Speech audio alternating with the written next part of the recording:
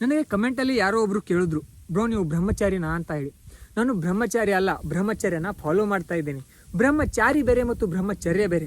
ಬ್ರಹ್ಮಚಾರಿ ಅಂದರೆ ಅವರು ಸಂಸಾರವನ್ನು ತೊರೆದು ಅಧ್ಯಾತ್ಮದೆಡೆಗೆ ಸಾಕ್ತಾ ಇರ್ತಾರೆ. ಚಾರಿ ಅಂದರೆ ಮಾರ್ಗ ಅಂತ ಅರ್ಥ. ದೇವರ ಮಾರ್ಗದಲ್ಲಿ ನಡೀತಾ ಇರ್ತಾರೆ. ಅವ್ರು ಯಾವತ್ತೂ ಕೂಡ ನ್ಯಾಯವಾಗಿ, ಸತ್ಯವಾಗಿ, ಧರ್ಮದಿಂದ ಇರ್ತಾರೆ. ಬ್ರಹ್ಮಚರ್ಯ ಮದುವೆ ಆದರೂ ಕೂಡ ಫಾಲೋ ಮಾಡ್ಬೋದು. ಮೊದಲನೇದಾಗಿ ಕೆಟ್ಟದನ್ನ ನೋಡಬಾರ್ದು, ಕೆಟ್ಟದನ್ನ ಮಾತನಾಡಬಾರ್ದು ಮತ್ತು ಕೆಟ್ಟದನ್ನ ಕೇಳಬಾರ್ದು. ನಸಿಕಿನ ಜಾವದಲ್ಲಿ 5 ಗಂಟೆಗಾಗಿ ಮಿನಿಮಮ್ 5 ಗಂಟೆಗಾದರೂ ಎದ್ದೇಳಬೇಕು. ಆಲಸ್ಯವಾಗಿರಬಾರ್ದು. ದೇವರ ನಾಮಸ್ಮರಣೆ ಮಾಡಬೇಕು. ಫಸ್ಟ್ ಆಫ್ ಆಲ್ ಈ ಮಾಸ್ಟರ್ ಬೀಟ್ ಮತ್ತು ಸೆಕ್ಸ್ವೆಲ್ಲಿಂದ ಹೊರಗಡೆ ಇರಬೇಕು. ಆ ರೀತಿ ಯೋಚನೆನೇ ಮಾಡಬಾರ್ದು. ನಮಗೆ ಯಾರೇ ಏನೇ ಕೆಟ್ಟದ್ದನ್ನು ಬಯಸಿದ್ರು ಕೂಡ ಎಲ್ರಿಗೂ ಕೂಡ ಒಳ್ಳೆಯದನ್ನು ಬಯಸಬೇಕು. ನೀವು ನಿಮ್ಮ ಜೀವನದಲ್ಲಿ ಏನಾದರೂ ಬದಲಾವಣೆ ತರಬೇಕಂತ ನಿಮ್ಮ ಮನಸ್ಸಲ್ಲಿದ್ದರೆ ಬ್ರಹ್ಮಚರ್ಯನ ಫಾಲೋ ಮಾಡಿ. ಖಂಡಿತ ನಿಮ್ಮ ಜೀವನದಲ್ಲಿ ಬದಲಾವಣೆ ಆಗುತ್ತೆ. ಅದ್ರ ರೂಲ್ಸ್ಗಳು ಏನು, ಅದನ್ನ ಹೇಗೆ ಫಾಲೋ ಮಾಡೋದಂತ ಹೇಳಿ ನಾನು ಯೂಟ್ಯೂಬಲ್ಲಿ ಹಾಕಿದ್ದೀನಿ. ಲಿಂಕ್ ಬಯೋದಲ್ಲಿದೆ, ಹೋಗಿ ನೋಡಿ. ಧನ್ಯವಾದ.